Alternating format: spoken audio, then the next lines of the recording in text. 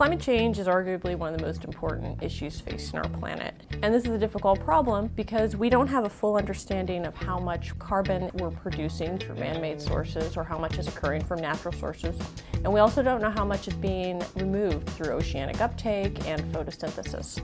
To solve this, we need to be able to measure carbon globally and have a long-term climate record. Both NOAA and NASA scientists have been working on these problems, and that's where my research comes into play.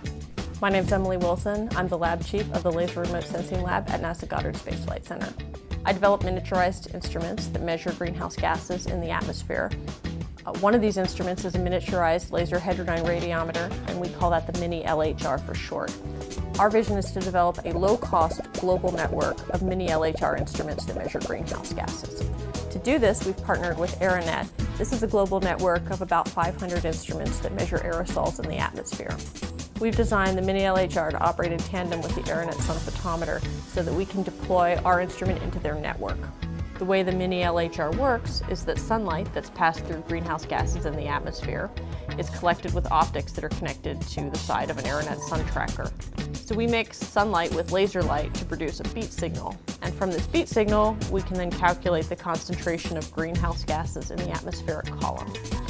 On a daily basis, I work on improvements to the instrument, so I'm working in the lab. I'm also working on proposals and publications. And in addition, I manage the Laser Remote Sensing Lab, which has about 30 people. The most exciting part of my job is testing an instrument in the field. It's a completely different experience to get an instrument working in the lab than it is in the field, for example, on a volcano at 11,000 feet.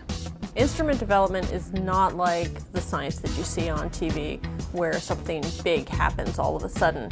It's slow, steady progress to develop your instrument. You're troubleshooting, you're trying to figure out why things aren't working, you're improving components, and eventually you create a characterized instrument that you can take to the field and deploy.